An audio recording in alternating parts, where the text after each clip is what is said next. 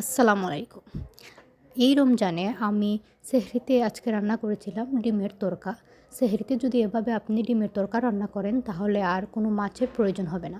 So চলুন শুরু করি রেসিপিটা। প্রথমে আমি 3টে ডিম সিদ্ধ করে নিলাম। তারপর তেলে ডিমগুলোকে হালকা লবণ এবং হলুদ দিয়ে মিশিয়ে ভেজে তুলে নিলাম। এরপর একই তেলে পেঁয়াজ, তেজপাতা, স্বাদমতো লবণ দিয়ে ভালো করে কষিয়ে নিলাম। এরপর আস্তে আস্তে কিছু মশলা অ্যাড করতে হবে, যেমন আধা চামচ হলুদ গুঁড়ো, 1 চামচ মরিচ গুঁড়ো, 2 চামচ বাখর গুঁড়ো এবং হালকা পাঁচফোড়ন দিয়ে ভালো করে নেড়েচেড়ে কিছু পানি দিয়ে মশলাগুলোকে ভালোভাবে কষিয়ে নিতে হবে। এরপর দিয়ে দিলাম ডিমগুলো।